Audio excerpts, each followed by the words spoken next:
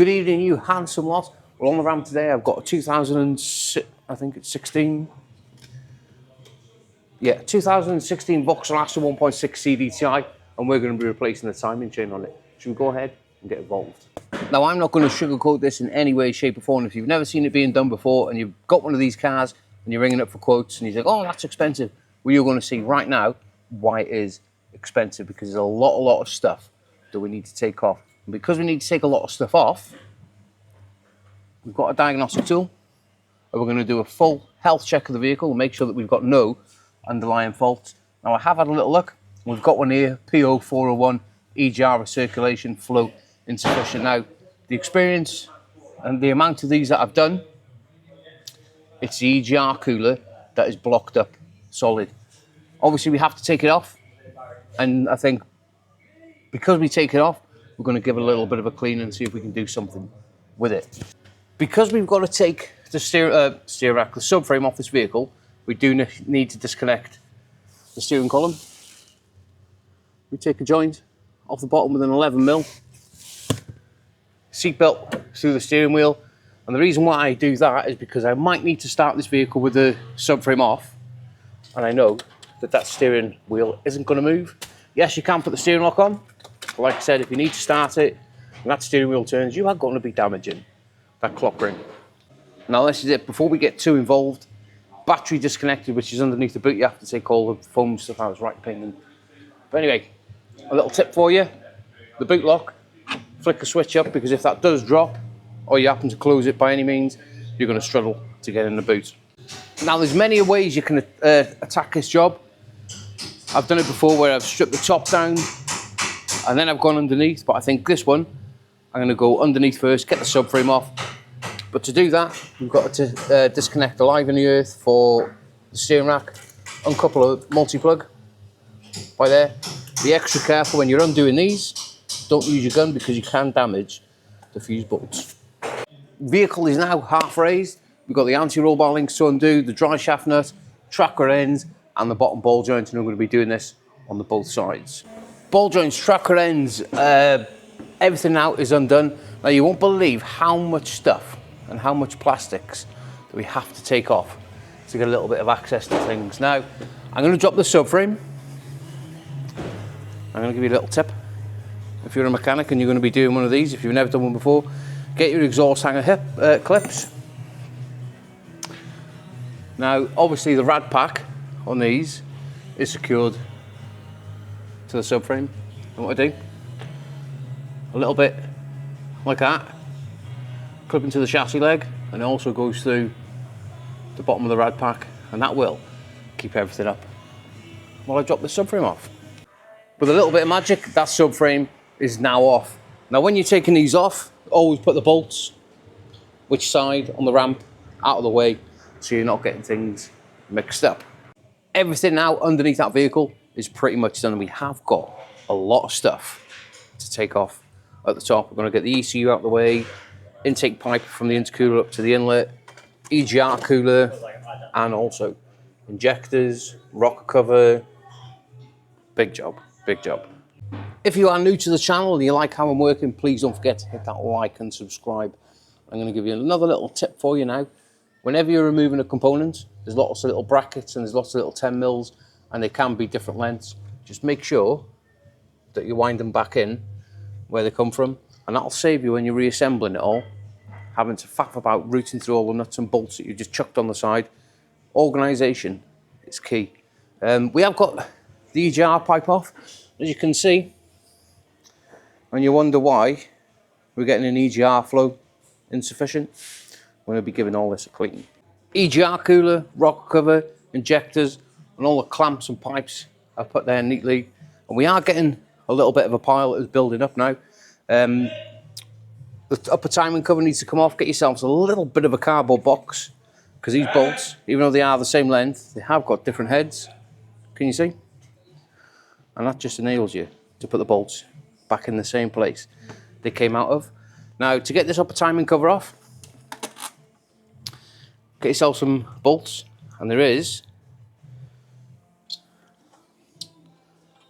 a threaded hole there which you can put the timing cover bolt through.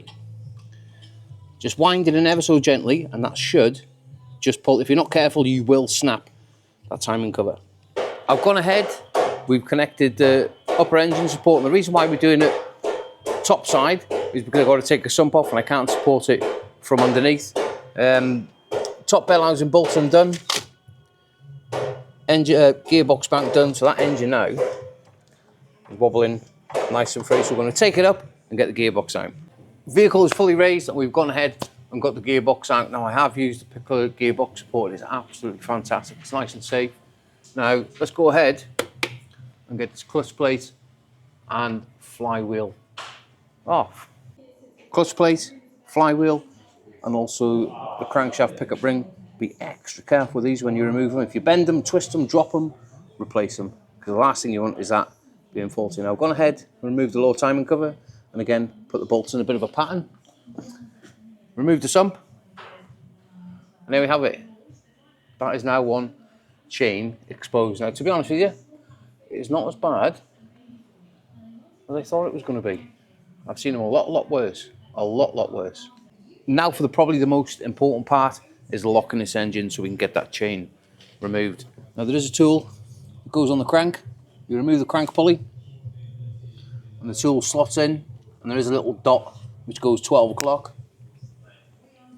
And then we need to go ahead, see if I can get this turn around for you. We need a 22mm spanner on the camshaft. There is a little pin that goes there into the camshaft pulleys. Now you do have to just pull it forward so it slots in. That now is our engine locked up. Right, well I've had a little bit of scran, so I'm filled up and full of energy. Should we go ahead now and get this timing chain off? I'm going to put it into a little bit of a time lapse.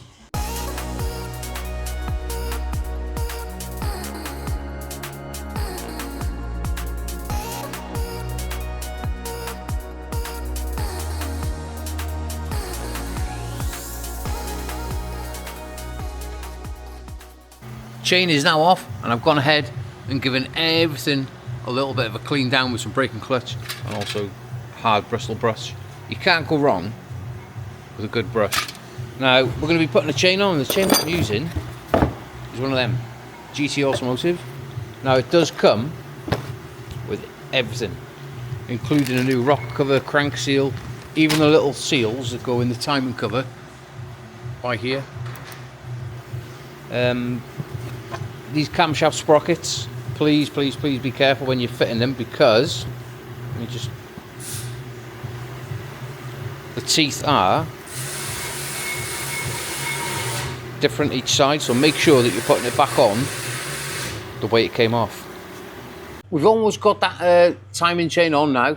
The reason why these fail the way they do, if I just go around to the old tensioner, on the back of them there is no little gasket there, and what happens is the oil overnight flows out of that back into the engine, so when you start it goes for ages.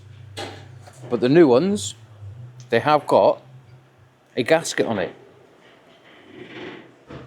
You can, as a prevention, just put that tensioner on.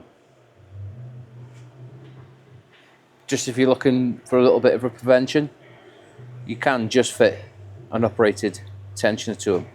Right, so I've got to go ahead now, get everything, well, most things are torqued up, and then we should, well, I'm going to be able to put the oil pump chain on. Both chains have now been fitted and everything is torqued up to spec. Now the chain is pretty much idiot proof because everything lines up. There's little dots to the links, and also with the camshaft as well. Maybe you can see 2 gold links with that little dot. Now I have had quite a few people message me with these. See where it says 11 newton meters there? Well, these bolts here are 25 newton meters. So don't tighten them up to 25 newton meters because you could have problems. Right, we'll drop it down. Oh, I'll tell you what we'll do while we're here. Do a little pin pull.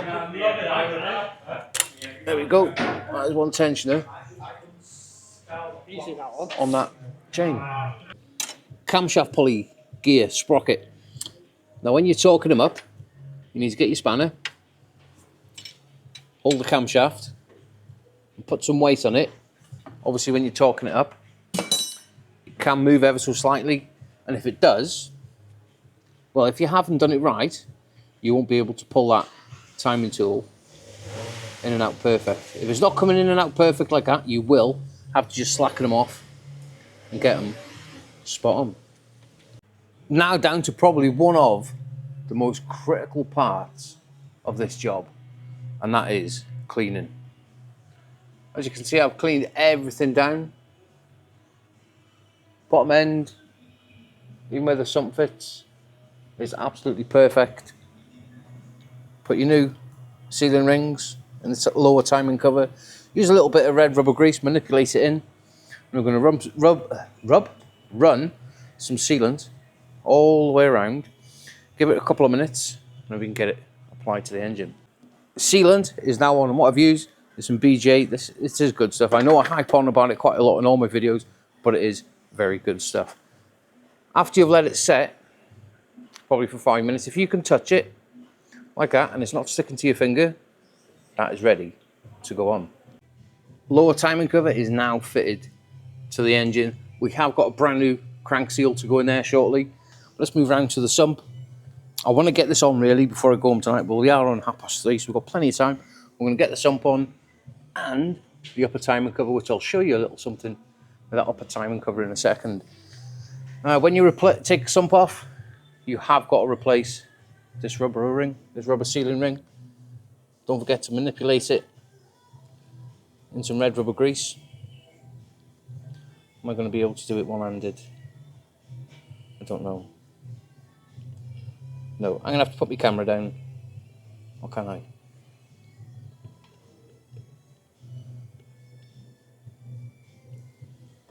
Right, there we go. That now is one sealing ring in place. We're going to give the sealant 5 minutes and then we can get it chucked on to the engine and make sure everything's nice and clean. I think for today, everything bottom end, the timing cover is on, sump's on. We're going to let the sealant go off overnight. We're just going to put this upper timing cover on, put your sealant on. Now the bottom bit, you're going to put 2 beads of sealant on it and concentrate more in these corners, because if it's not right, it will leak and you'll have to take it all off again. Now in the bottom corner, see how that's adjustable? Make sure that is right the way down, because when you put the timing cover on, you want to bolt it up off these, make sure everything's tight, and then screw that in with an Allen key so it touches the bottom half of the timing cover. And then once it touches the timing cover, just wind it back, only a smidgen, and then you can torque it up, and that will pull it up nice and tidy. I'm going to get that timing cover on now, and look at the state of me. It's the only thing with doing jobs like this, all the cleaning, it's everywhere. It's minging. I'll probably all see you tomorrow. Good morning. Anyway, we are back into day 2. Now, this EGR cooler, I've left it soak overnight. We've given it a little bit of a clean, as you can see. Both ends are nice clean. And if I get my little torch now, if I can get it right, there we go. That now is nice and clean, so we can get this built back up and carry on putting all this back together. And I was hoping that I'd come in this morning and the car fairies had been and put it all back together for me. But anyway, we've got a lot to do this morning. I've put the EGR cooler all back together. That is just over there. Now we're going to go ahead and get the gearbox put back in so we can get that engine supported, so I can take that top engine support off and it's not in my way for when I'm putting the injector and rock cover. But anyway, when the customer had booked this car in, he did want me to check the clutch. Now, personally, I don't think there's much wrong with that clutch plate. So that will be going back in. I could quite easily just turn around and say, oh yeah, you know, let's put your clutch in it. The condition of that, that's going to be fine. An expense doesn't really need. Right, let's get, oh, I have put the brand new crankshaft oil seal in. Yeah, let's get building this engine back up.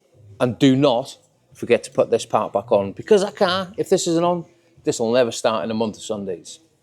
Now, I just thought I'd show you how useful this gearbox support unit is by Pitler.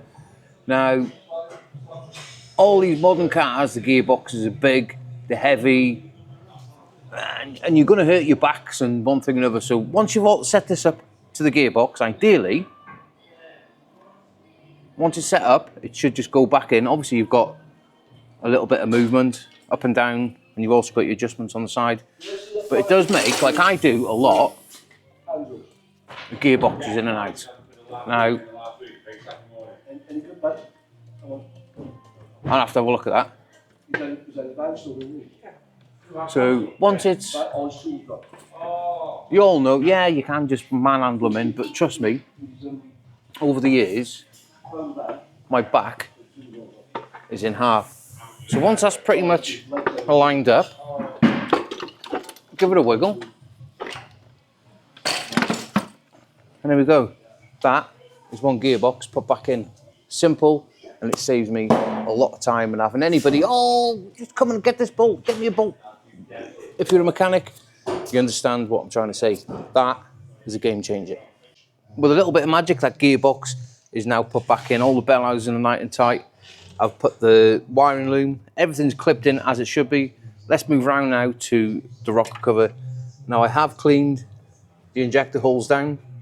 A couple of them do look a little bit dirty, but that's just the camera. They are nice and clean down there. Now I have spun this engine over by hand, just to make sure that everything's aligning back up. Now I always, rather than faff about putting the tools in, always put a little line on there for a little bit of reference. Now we have got some brand new injector copper washers. These are a must. When you're taking any injector out, you've got to replace them with the one, otherwise they will start chuffing. We've also got a brand new rocker cover gasket to go on. Let's get it on. New rocker cover gasket fitted to the rocker cover. Now, whenever you're replacing them on any joint where two components meet each other, always put a tiny little bit of sealant on both edges, a little bit like that. Leave it a couple of minutes. Oh, I tell you what, them pigeons are doing my head in. Every 30 seconds, just do my head in, honestly. We're making a little bit of progress. Everything now is put back together, new copper washers on the injectors. We've also put some paste on the injectors. If they ever have to come out again, which they can do because the diesel injectors can fail at any point. Now, leave the injectors unplugged. Obviously, we need to wind it over shortly to build the oil pressure up, and we don't want it starting. Now, let's concentrate on the EGR valve. I've done that many of them, and this little water pipe goes in between the cylinder head and the EGR valve. If you are not careful, they will split and they will leak, and it'll cause you a headache. Extra careful, lots of rubber grease on it so it slides in nice and easy and you don't nick it. Trust me, I've done it many times where I've caught it and it hasn't, and it's leaked. But that's what it's about. Making mistakes, learning from them, so I can show you lot how to come across it. And everything that I run into, I can show you. Let's get this EGR valve back on. EGR valve now back on. Remember the pipe from the beginning of the video that was all blocked? It hasn't got to be perfect. As long as it's clean and there's got no debris in there, that is going to be perfect.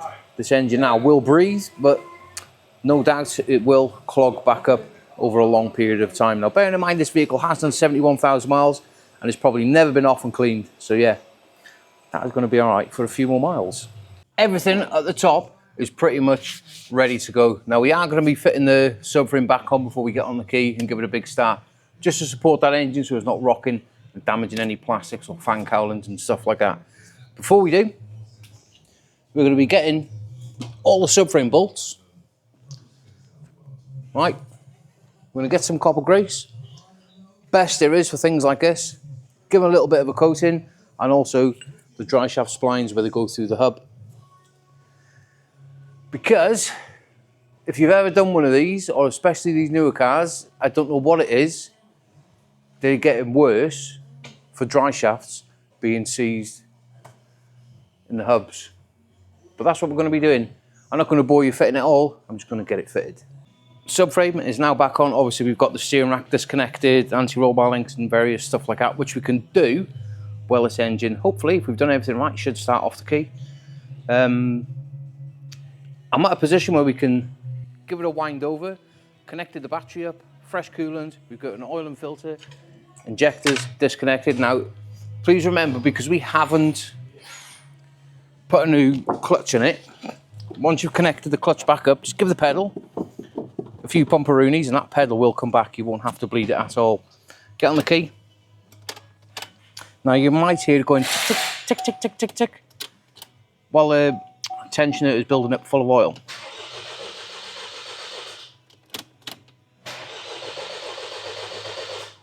Wind it over a few times. And then we can connect the injectors back up. After a couple of minutes of winding it over, making sure that oil pressure is built up, we've now connected the injectors. Now hopefully, we should go for a little bit of a start.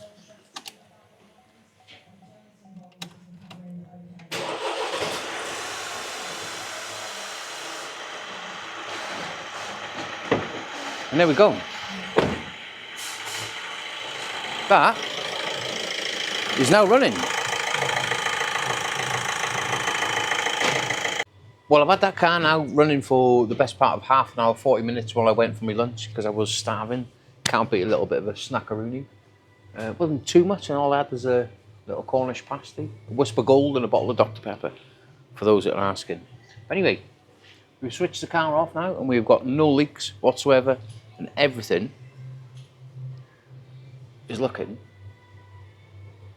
as it should be. And I am more than happy with it. But now for the painstaking part that I think every mechanic hates, is putting all the plastics back together. But yeah, let's get this car back together, wheels on and on the floor. And there we have it. That car is now all back together. We've connected the steering column up. We've cleaned all the plastics down to make it look as if something's been done. But yeah, I quite enjoy doing these jobs. Let me know what you think about doing the bigger jobs or the smaller jobs. What do you prefer? But anyway, one timing chain replacement on a Vauxhall Astra 1.6 CDTI. It went smoothly, everything was as it should be. I'm happy with it. Now I've got to wait for about 12 cars to get out of my way because I can't get out of my workshop. We're that busy at the minute. But yeah, I'm going to take it down the road for a little bit of a test drive. Fingers crossed it's going to be okay. There's no reason for it not to be. I'm happy with it. If you're happy how I've done it, please don't forget to hit that like and subscribe. And I will definitely see you on the next video. Let's get the Sump.